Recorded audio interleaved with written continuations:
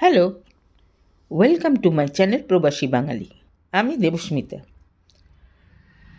পার্শে মাছ আমরা অনেকভাবে খেয়ে থাকি, তবে আজকে যেভাবে বানালাম সেইভাবে একবার বানিয়ে খেয়ে দেখবেন, জাস্ট অসাধারণ লাগে। এটা ভাতের সাথে বা পোলাওয়ের সাথে দুর্দান্ত লাগে। এখানে আধা কিলো পার্শে মাছ নিয়েছি, নুন হলুদ মাখিয়ে রেখে দিয়েছি। এবারে দুটো পেস্ট বানাবো। এখানে আদা পেঁয়াজ রসুন নিয়েছি, দুটো মিডিয়াম সাইজের পেঁয়াজ, লঙ্কা, অল্প কিছু রসুন আদা, এটার একটা পেস্ট বানাবো। আর এখানে নিয়েছি 3 টেবিল স্পুন তিল, সাদা তিল, 3টে টমেটো আর 100 গ্রাম দই। তিলটাকে আগে মিক্সিতে ঘুরিয়ে একটুখানি গুঁড়ো করে নেব, নয়তো পুরো সব একসাথে দিয়ে দিলে কিন্তু একদম মিহি পেস্ট হবে না।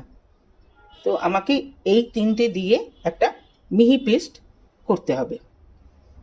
এবার একটা কড়াই বসিয়ে দিয়েছি, সর্ষের তেল দিয়ে দিয়েছি, তেলটা গরম হয়ে গেছে। দিয়ে দেবো অল্প একটু সল্ট, দিয়ে এই নুন হলুদ মাখানো মাছগুলো ভেজে নেব।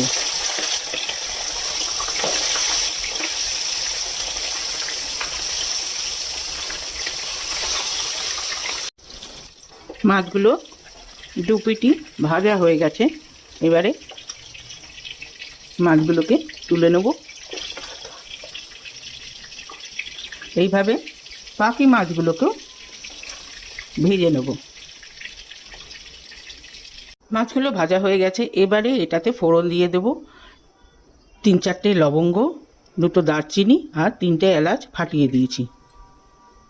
এটাতে দেব 1 চামচ জিরে। জিরেটা একটু ভাজা ভাজা হলে আদা পেঁয়াজ কাঁচা লঙ্কা রসুনের পেস্টটা দিয়ে দেবো। দিয়ে এবার এটাকে ভালো করে কষাবো।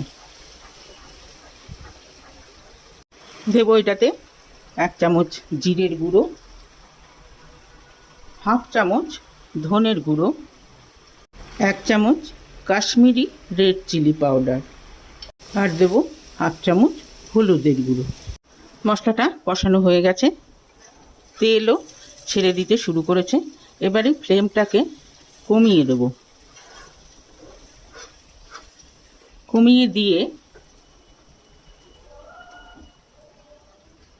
এই দই টমেটো আর তিলের পেস্টটা দিয়ে দেব। দিয়ে এটাকেও এবার খুব ভালো করে প্রায় মিনিট 7-8 মতো নাড়ব। এটা ঘন ঘন এটা নাড়তে হবে, নইলে কিন্তু দইটা ফেটে যাবে। মশলাটা থেকে তেল ছেড়ে এসছে। এবারে এটাতে দিয়ে দেব এই মিক্স ধোয়া জল। আর আগে আমি সল্ট দিইনি, এবারে দেব পরিমাণ মতো সল্ট। দিয়ে এইটাকে আবার ফোটাবো। ঝোলটা ফুটতে আরম্ভ করেছে। এবারে মাছগুলোকে দিয়ে দেবো। পার্শে মাছ নরম মাছ, তাই আলতো হাতে এগুলোকে নাড়তে হবে। মাছটা দিয়ে মিনিট 5 এটাতে ফোটাবো। মিনিট 5 ফোটানো হয়ে গেছে। লাস্টে দিয়ে দেব কসুরি মেথি।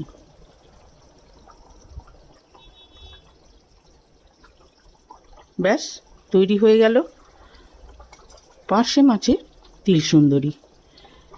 ঝোলটা কিন্তু নিজের মতো রাখবেন। এটা একটু ঘন রাখলে পোলাওয়ের সঙ্গে খেতে ভালো লাগবে, আর এই রকম রাখলে ভাতের সঙ্গে খেতে ভালো লাগবে। তো কেমন লাগলো রেসিপি? যদি ভালো লেগে থাকে তাহলে অবশ্যই কমেন্ট বক্সে জানাবেন, লাইক করবেন, শেয়ার করবেন ফ্রেন্ডস অ্যান্ড ফ্যামিলিদের সঙ্গে, সাথে আমার চ্যানেলটিকে সাবস্ক্রাইব করতে ভুলবেন না। যারা এতদিন ধরে আমার সাথে আছেন তাদেরকে অসংখ্য ধন্যবাদ। আর যদি নতুন কেউ আমার এই ভিডিওটি দেখে থাকেন, রিকোয়েস্ট করব যে আমার চ্যানেলটিকে সাবস্ক্রাইব করে আমার সাথে থাকতে। আজকে তাহলে চলি, নেক্সট দিন আবার একটা এরকম মজাদার খাবার নিয়ে আসবো। সবাই ভালো থাকবেন, সুস্থ থাকবেন। ওকে দেন, বাই।